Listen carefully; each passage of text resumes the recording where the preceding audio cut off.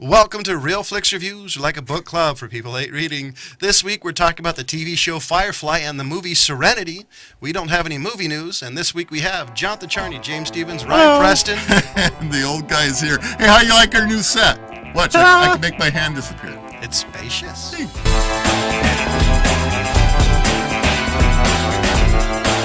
Who has the description of this?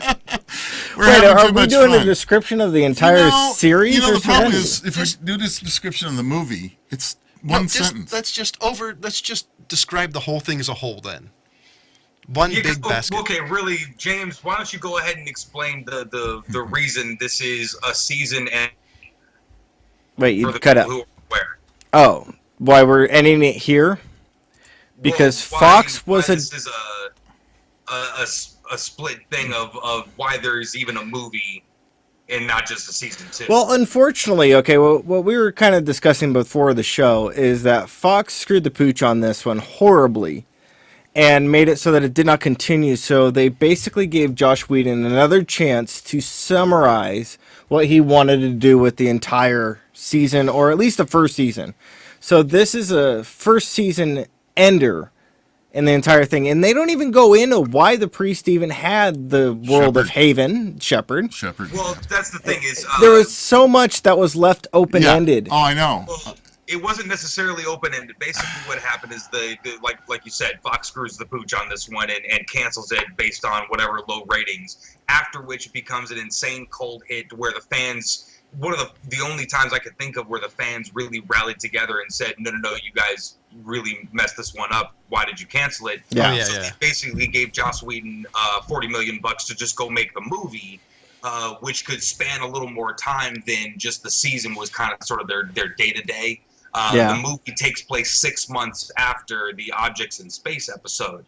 There was like a 3-issue mini comic book run that sort of gapped the 6 months in between. But I never read them. See, and I have a problem calling it 6 months.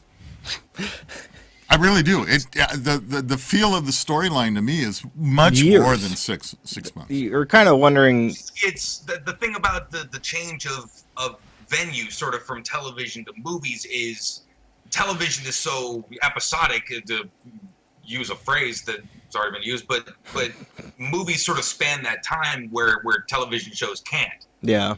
Firefly played like a soap opera, which is just every day, and the movie, jumps through time and goes back and flashbacks, et cetera. I would say definitely more than 6 months, based on the companion leaving and that interaction with Mal. Tell you it's 6 months based on what Joss Whedon said. And also what was going on with Shepherd and the town, little thing of Haven.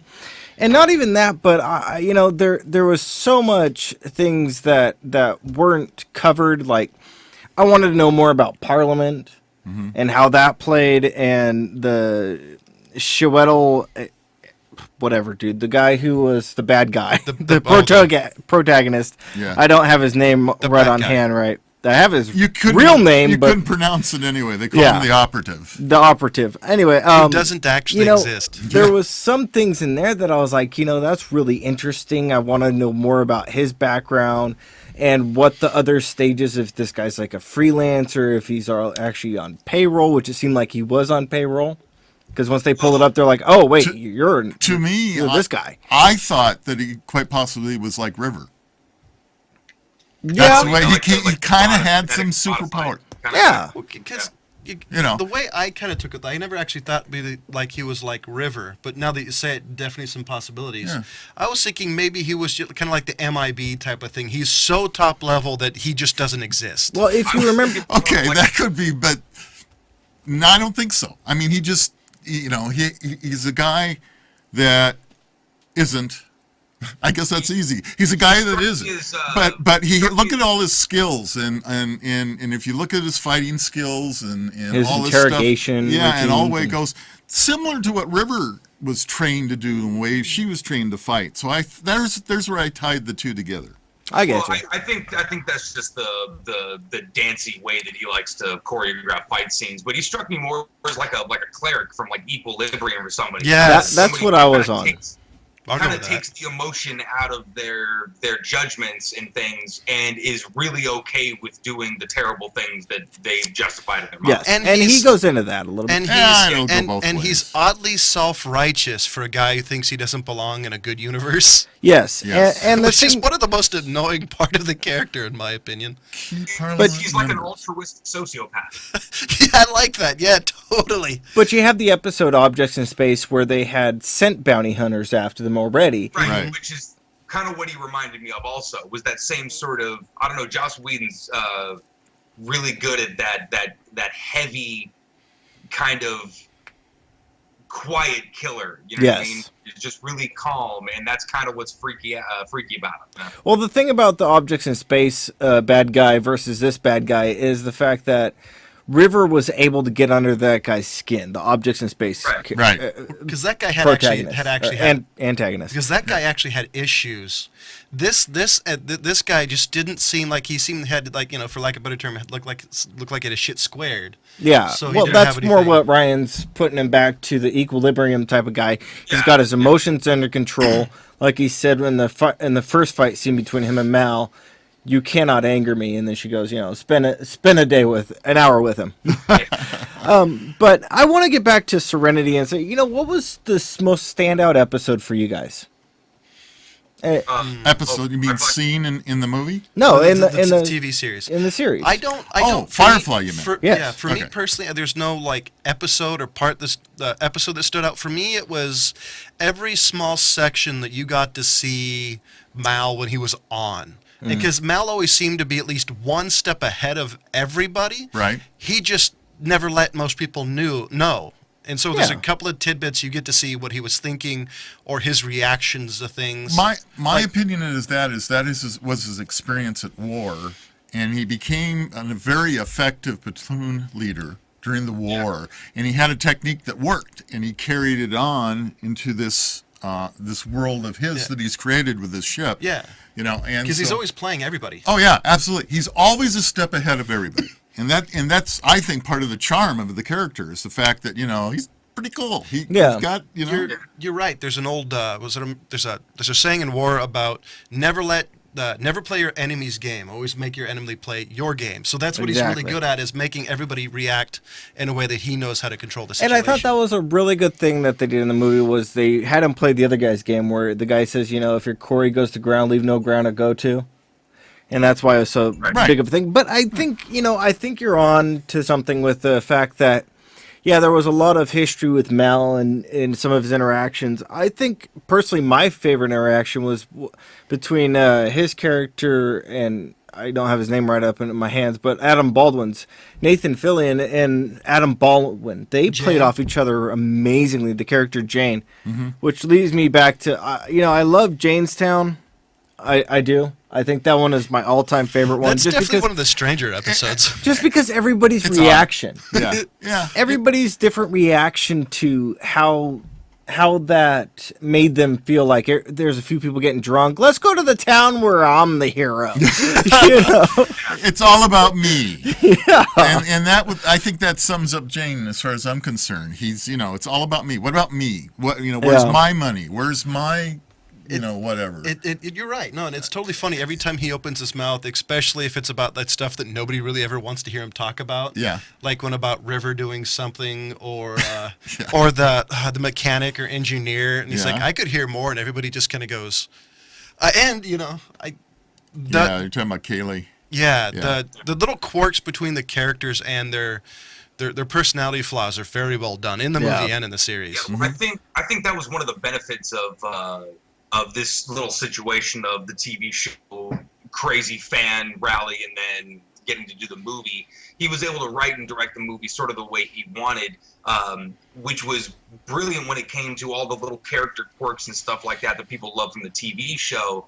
I think it hurt it just a little bit in as much as he's trying to wrap up the story. Yeah, which you can tell the movie was stuff that he would have really liked to do over the period of like 3 or 4 or 5 seasons even. Yeah. And it was kind of a shame that he was sort of having to rush through these little revelations about certain characters, albeit the preacher and some of the backstory with the old war and then having to jump in, balls deep with the whole River thing and what she can do when she was this like red herring throughout the entire series. Yeah. Kind of just like little tiny peaks of something maybe down the line that she's going to do. And then here it is. You just have to do the movie where she's all crazy good. I do think, though, that this is the only thing in the TV series that they alluded to that would have made a good movie. Because, you mean the Reavers? Yeah, the Reavers and River. I don't think anything else they alluded to in the series would have made a good 2-hour movie. Well, now, the thing is, it was never supposed to be a movie, and River really was the Pulp Fiction briefcase. Yeah. The thing that was supposed to drive it all the way through. What happened to River. Yeah. And because they introduced her right off the bat, almost. Right. And the thing is that, he had to rush that beginning part to get you to that plot motivation of the fact that the big motivator of the entire thing was to get River because she had been in a room with everybody from Parliament and had gleaned secrets off of each and every one of them. Right. So he had to pick the cherry-picked one, which was what happened with the Reavers and all that stuff. And I think that would have been interesting because, they could have kept that going for, as Ryan said, multiple seasons. Yeah. Too bad, and they could have started it off all sly, like the way that Joss Whedon likes to do things, which I enjoy. I think it's great the way that he does it because he gets you so into it. And, and they didn't really get into any of the other characters and what was going on, like... Another thing that they kind of suffered for was you kind of have to assume that a lot of people watching this movie have never seen the show. So it's the Stan Lee, every comic is somebody's first comic. You have to really explain way too much. Where the fans are like, get to it, let's move along. Yeah. So did you say there was a lot of that? Because I actually thought this was fairly light, considering what they've done in the past. 11 minutes, right up until like a little credit sequence when the story actually jumps off was this sort of obligatory, like, okay, newbies, this is what this is.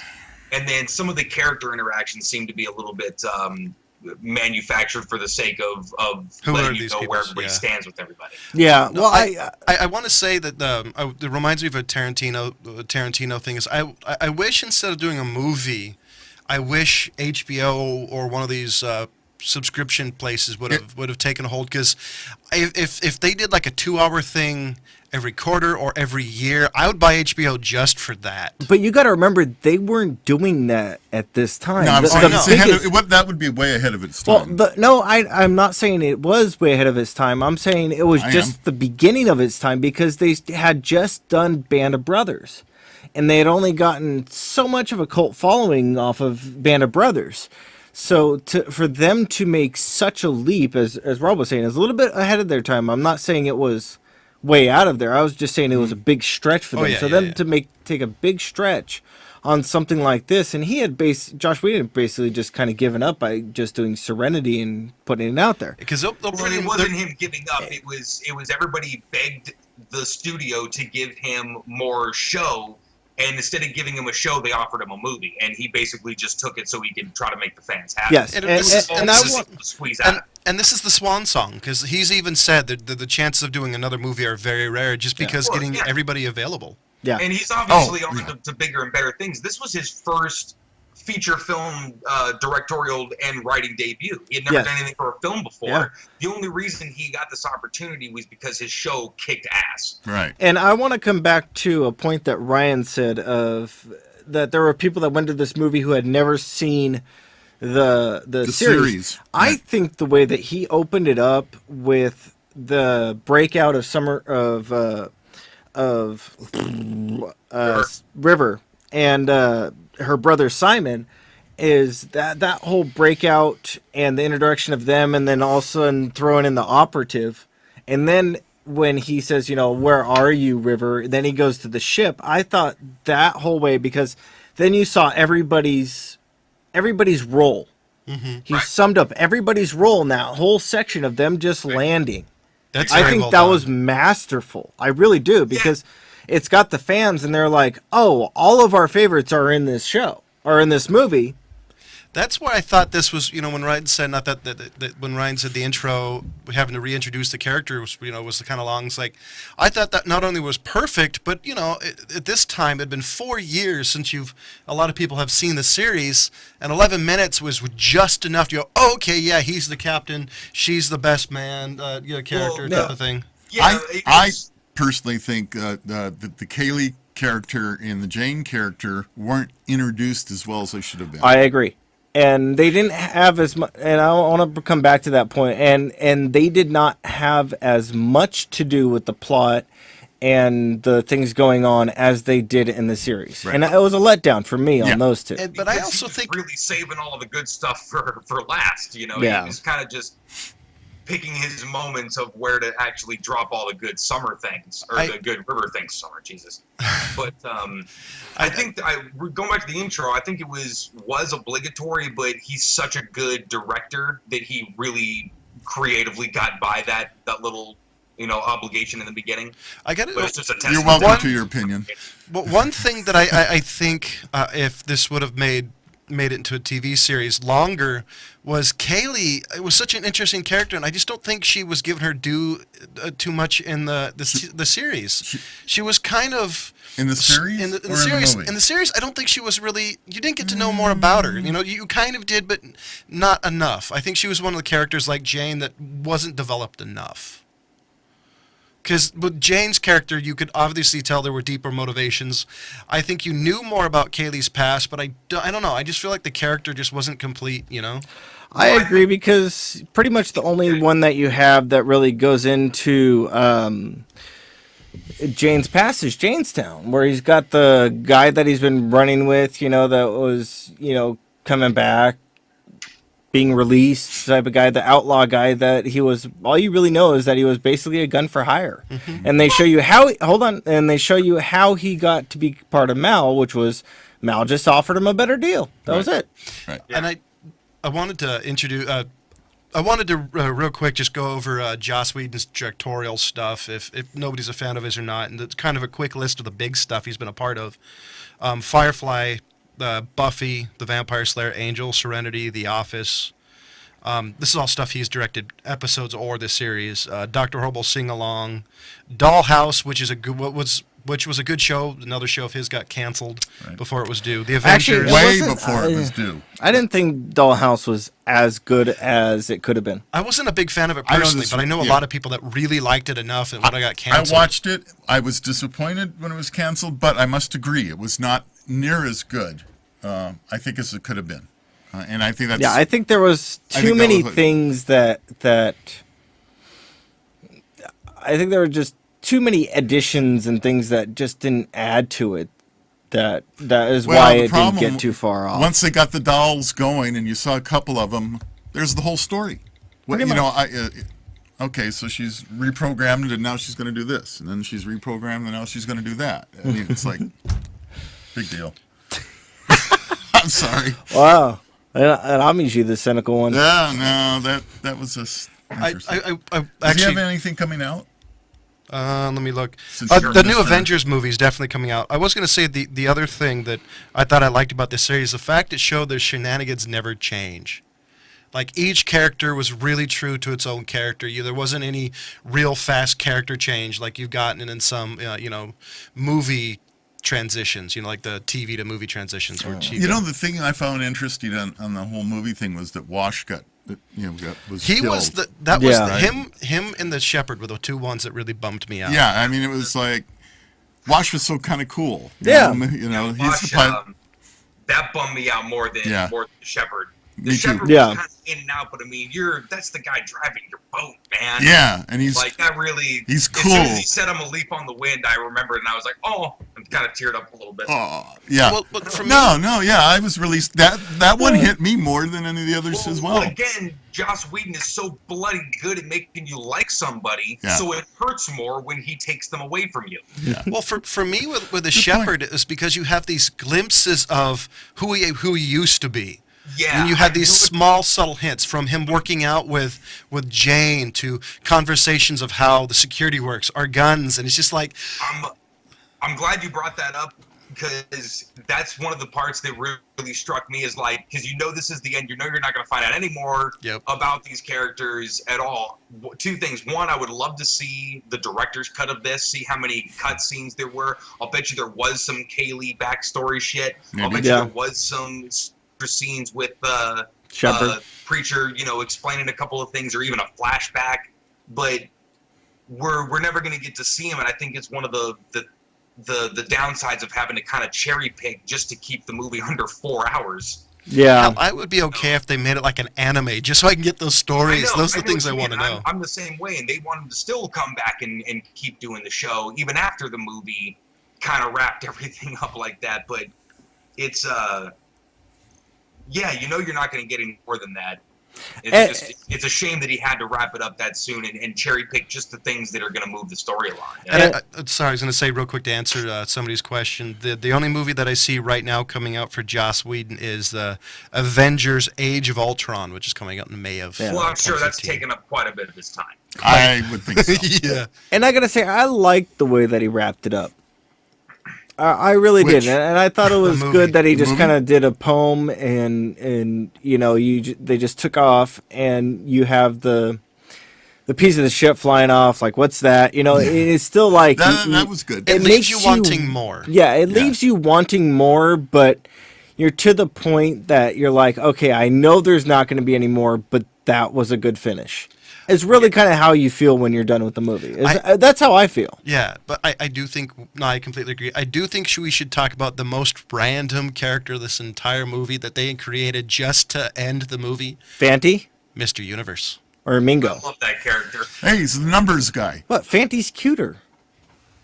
Jeez. Remember the numbers? Yeah. He was a guy in numbers. Yeah. And he's the character, like, I really wish they made the series I longer, wanted to because know I would have more loved more about him. Lovebot. About yeah, what? me too. Lovebot. Lovebot. But I love his The poor wedding. guy was such a nerd. I love his wedding when he cracked the plate. It's like the whole thing was funny. And I don't think She wrote her own It doesn't vows. crack the I plate, he cried. broke the glass. Yes, Close I enough. was going to leave it alone, but thank you for correcting him. Hey, I'm just doing it to bug him. I'm just trying to make sure that he has part of something historical correct. Hey, I'm actually doing it to bug James. Oh, okay. Oh, I ignore him all the time. Bastard. What'd you say? And her name was Lenore. Lenore. One of the things I really like the headstones that they had there. It's Yeah, those are kind of cool. That was kind of neat. You got this little, what would probably a 3D or holographic image that could be on the top there to see what the person looked like. Huh? Did you think Wash showed the captain how to actually pilot the boat? No, of course he always knew. Yeah, he had to know. Why did you think River took it off? Took it off. Took off the plane. Piloted it. Started it up. Took it off the ground. River did that. No, because he was starting it, though. No, but she did it. And then he took over. Okay. Anyway, back Next. to Mr. Universe. I just watched it a few hours ago. It's still imprinted. Here. Okay, next. What were you saying, James? Back to Mr. Universe. Yeah. I thought that was actually a really good character by him. It was nice to see him basically let loose. 'Cause that's is what it pretty was. much Because him. in Numbers, he was so reserved Right. for most of the time. And there was a few times where he got a little off the hook, but nothing in comparison to this. And I'm almost positive, like according to his Twitter, he's really more like Mr. Universe. He really than- is. than He the numbers guy. definitely is odd. I ended up I couldn't read his tweets anymore. He's random, that's He for sure. was out of it. I mean, Joss doesn't he doesn't write bad characters. I've realized. You know what I mean? It's Unless he tries. yeah, unless he tries, but even then, he writes a brilliant bad character. It's between Firefly, Buffy. He wrote Toy Story, for Christ's sake. Yeah. Okay. His bad character's like, oh my god, this is a bad character, but at least it's funny. Well, look, I mean, his dialogue plays so well between each other. He does. You know how some writers, you can kind of tell it's the same guy writing character A, character B. It's the same person using the same words, just in a different voice. Or the same rhythm. Or the same rhythm or something. You can tell it's coming out of the same brain. Kevin Smith kind of got bogged down in that. And like Clerks, you can tell Randall was written by the same guy that wrote Jay, from Jay and Silent Bob. But Joss is really good at fleshing out different characters and kind of each having their own arc, even if we don't see it. Well, let's go back to actually how he wrote some of the characters in Firefly, and we look and we come across one of the best bad guys in the entire film, entire series, since he only had one series, but Adelia Niski, the Russian kind of mob guy. I thought that character was really well done, and I could have seen him coming back in seasons later, or at least somebody from that crime syndicate coming back in I think every movie needs a good bad Russian. There's just something about him. I wanted to see the Russian guy and the evil whore. I want to see those two team up, because those were the two best characters, the evil companion or whatever her name was. Those were the two best characters in the series. And I agree. And yeah, you can call it a companion, but she's still a whore. Anyway, Mal. I thought that, and then even also that, like, you could become a registered companion. What the hell? Anyway, it's a different time. James. A different time? You mean a time that never existed? Yeah, it's a different time. But I gotta say, there was so much legal in Nevada, in the universe. In this universe, as Ryan said, that we missed out on because of the fact that he wasn't allowed to continue. Mm-hmm. Yeah, absolutely. He was right in the beginning of creating something on par with Star Wars, Battlestar Galactica, something we could have, drawn maps for and shit. Love maps. So we're gonna have to transition because we're coming up close. Read them. We're coming up close to the end of the show. So I'm gonna go to give it to Ryan. What do you give it? And this is I'm assuming you want to just give Serenity and Firefly an overall rating, or do you guys want to break it up? I think this is an overall rating. Okay, yeah. It should be an overall rating. It was meant to be telling that whole story A to B, and B ends at Serenity. 5. This is one of the greatest things ever. And James? I gotta agree with him. It's a 5. There's no question. This one is one that needs to be seen. One of the greatest things ever, and it's going to be everything. Watch this 100 years from now and still have a good time. Do I need to take that away from you? I'm not sure. Rob. I don't know why it popped up that way. Jeez. Yeah, it's a 5. And it just, again, sometimes I think it's unfair because I just love sci-fi. And it can even be crappy sci-fi and I still like it. And but in this case, we have good sci-fi with great character development. As well as the details in the sets, the cinematography, some of the shaky cam work that was done. And a lot of this, of course, was pre-CGI, heavy CGI use. So, like I already mentioned, the sets, I thought some of the stuff was just done really well. So overall, between the writing and everything else, I really agree. I think it's a 5. This is a rare moment, so everybody pause, have a moment of silence. A 5 out of 5. I completely agree. And for me, it's about everything that they said, and including the little stuff, like the billiard balls that were like 3D projections. Mm-hmm. There were so many little details that were just so rich. And in 14 episodes, you have this feeling of rich and depth, which doing in 14 episodes is really bloody hard. It really is. For example, Star Trek The Next Generation, when it came out, the first 14 episodes did not give you this much depth, and there was another series involved in it. So this was amazing, to my opinion. Yeah, it's really unheard of for this show to do what it did. There's a reason so many people freaked out. How on earth could somebody not keep airing this show? Like you said, in the first 14 episodes, it seemed like it'd been around forever. The dynamic between all the actors and everybody from episode 1 was unbelievable. So we're going to switch and tell you about what we're doing next month. Next month on Real Flix Reviews, we're going to... That's for all of us. Yay! Wait, you mean you're not giving me an applause? No. We're switching it up, and we're going to do something that we've never done. As you know, if you've been watching this show at all, we're a huge fan of shorts and believe that shorts are the future of movies, television, of this form of entertainment. So what we're going to do is we're going to do a month of shorts. For the record, you don't mean that in the future everybody's going to be watching shorts, but the people that are making said shorts Who are wears shorts? Yeah, like actual shorts. Yeah, no, that. Thank you for the clarification.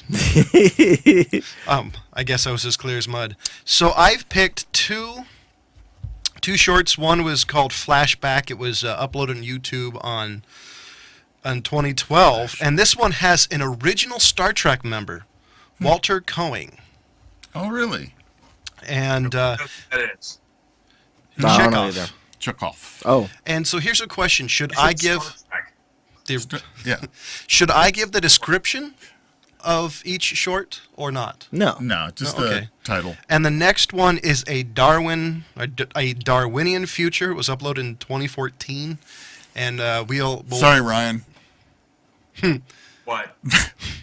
You didn't Were you get saying that I'm you going to didn't- die? Yeah, you didn't. Because I There, you finally got it. Took you a little while. You do live in Los Angeles, the shallow end of the gene pool. Darwinism, down there. So what we are going to do is we are going to post these shorts to our Facebook page so you can watch them too. And I gave Serenity and Firefly a 5 out of 5. Rob gave it a 5 out of 5. James gave it a 5 out of 5. Ryan gave it a 5 out of 5, which is incredibly rare for all of us, including him, Yeah, the old guy. the grouchy guy. Yeah, And today he's really grouchy. I really am. So, ladies and gentlemen, as always, thank you for watching.